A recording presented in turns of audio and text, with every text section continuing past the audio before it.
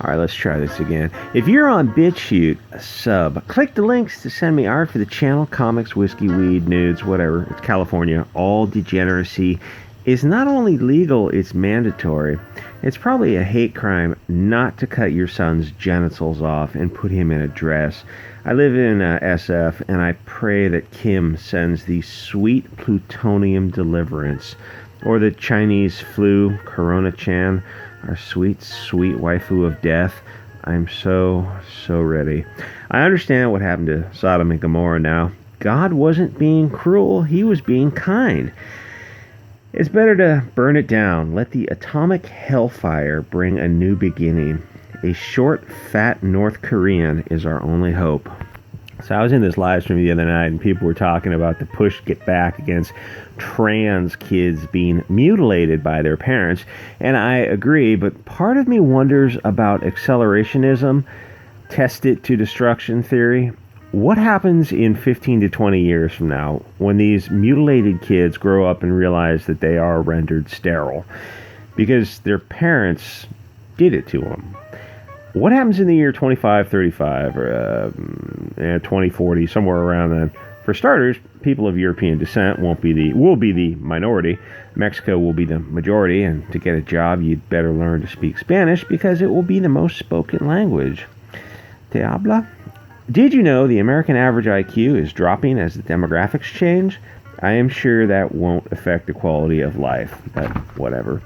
I saw a video the other day about a street cleanup in San Francisco, because San Francisco is a S-hole. But this school guidance counselor, I think, by the name of Stefan Goldston, threatened to murder a white guy who was volunteering to clean up trash because white man bad. Goldston is a mentally ill racist who hates the beautiful people of the light and their weird habit of wanting to live in a clean environment. Cleanliness is starlight supremacy, I guess. I've got to find words to get around the algorithm. What causes people like Goldston to lose his mind to the extent of feeling so untouchable that he can publicly issue end of existence threats while on camera? What radicalized the left into people like Goldston? The media did. 99% of the people in the media are anti-light Marxists. I'm not saying he looks like a terrorist. Yes, I guess I am saying he looks like a terrorist. A mentally ill one, if that's not being redundant. Anyway, so people like Goldston and Rachel Maddow feed on each other in a cycle of hatred. Maybe add Soros money and Trump derangement syndrome in there with the alphabet groups, and you have the perfect storm. Think of it as a poop storm.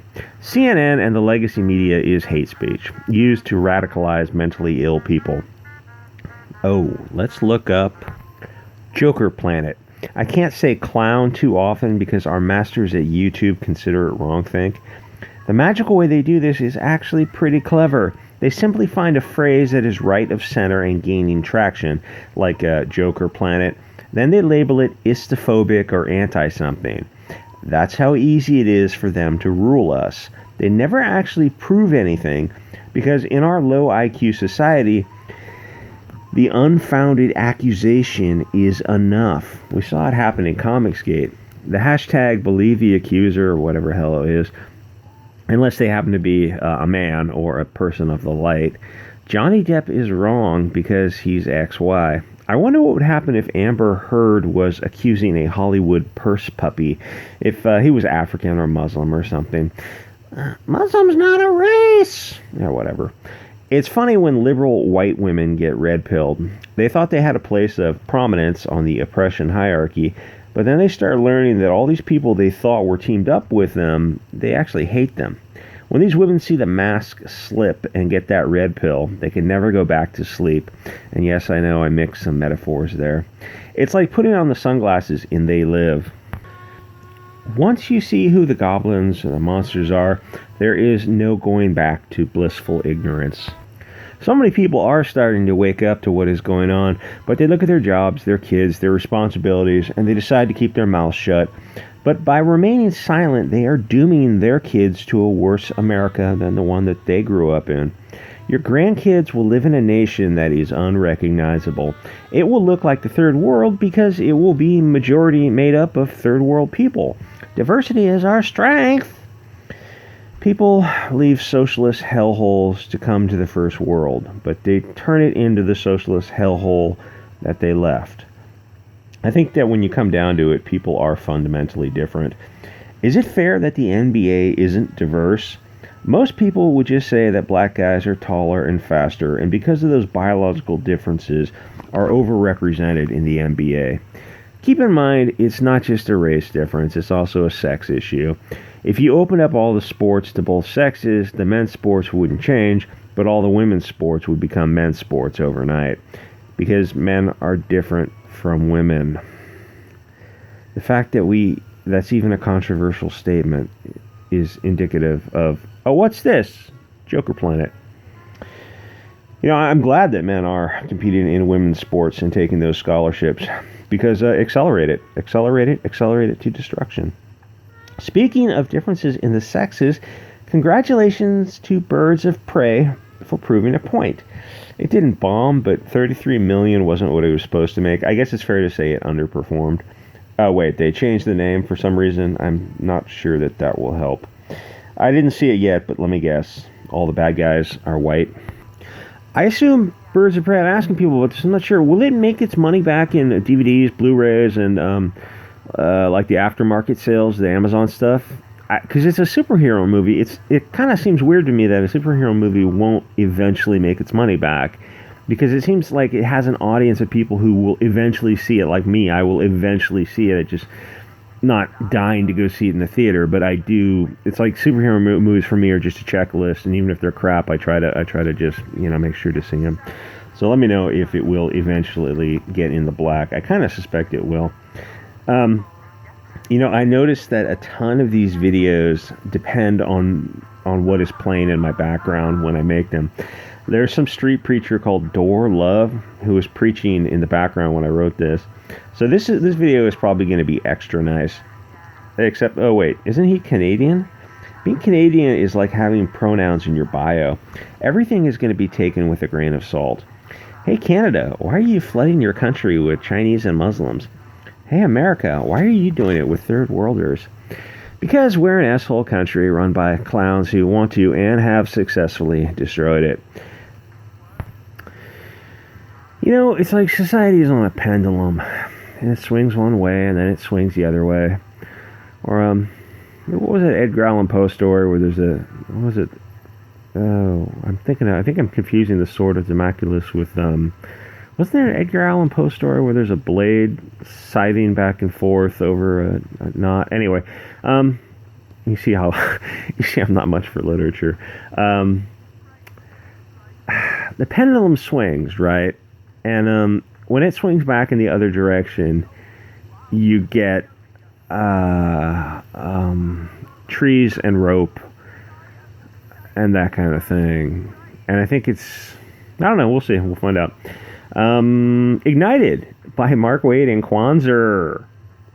A comic is bad when people stop pirating it. Ignited was pirated from 1 to 5, then stopped. It was so bad that nobody even wanted to read it for free.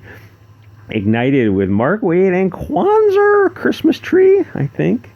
2 huge names in comics who are guaranteed tons of soft publicity. So you would assume that their first issue would do pretty well. After all, with their Twitter followers, you would think people would jump all over it. Except for some reason, the first issue only sold 9,000, which seems kind of weird. I mean, it's Mark Waid and Kwanzaa, for Pete's sakes. Shouldn't that number be 90,000? I assume that people just weren't aware of the comic, but surely the sales would pick up. But oddly enough, the sales continued to drop. Issue 3 was 3,000. Issue 5 was down to 1,500. How does a Waid-Kwanzaa team-up fail? That is inconceivable. I assume that it went to 5 issues and stopped because it was selling so poorly. Much to my surprise, it's still being made. If you follow the curve, it's below 1,000 by now. So, congratulations, I guess. Okay, let me pad this issue out with this video out with the issue of when people surround themselves with sycophants. People like, Stephen King, EBS, the folks at Doctor Who. I took a look at the Rotten Tomatoes Doctor Who review, and I wanted to read a few of the comments. But in brief, people hated Doctor Who, but they were so cucked that they were quick to point out that they love women in the role, and they love diversity. So it wasn't that wasn't the problem, but it was just the writing that sucked, and that this specific woman was a bad choice. Can we just stop with the cultural Marxism? It's okay to want a man in the role, and it's okay to want to see British people in a British show. Find your balls and start speaking your truth to power. The cultural Marxists are your enemy. They want you gone, one way or another. Oh gosh darn, you're getting focused. See how I'm not swearing anymore, or I'm not, at least some swears. Okay, the professional reviewers gave it 90%, and the peasants gave it 16%. And so the first two ones are talking about, I absolutely love the idea of a female doctor. Don't put me in the gulags for wrong think. The second one says, I'm hip to a woman doctor, but just not this uninspiring plank of wood. I like a diverse companion roster, but these are the wrong ones. Guys, it's okay to say, no, I want to see British people on a British show. But Bianca, they're British. No, they're not. No, you know they're not, and I know they're not. I want to see British people in a British show. That's okay. It's okay. Find your balls. Find your balls, guys. Say what you want. If you don't ask for what you want or demand what you want, you're never going to get it. I always say, show you how to write a demand letter when you're like in the 8th grade or something. It's the start of seeking redress for your grievance. You got to tell people what you want. When I mentioned the coffee account, if I mention it, people throw a couple bucks in there, or the Patreon, the PayPal, that kind of thing. People will throw a couple bucks, but you have to mention it, or else people won't throw a couple bucks in there. When I mentioned I wanted art for the channel, and when I talked about it, people sent me art, and when I stopped talking about it, they stopped sending me art. So you gotta let people know what you want. If you want Doctor Who back, gotta be specific. You want a British guy in Doctor Who, and you don't want some black lesbian. Lesbians are great, and blacks are great, and black lesbians are great, but that's a very small segment of the population. In the UK, that is 85% British and 15% non-British. So you know what I'm saying. Anyway, like, comment, subscribe, guys. You can send me hate mail at biancazombie602@gmail.com, and I will see you guys all next episode.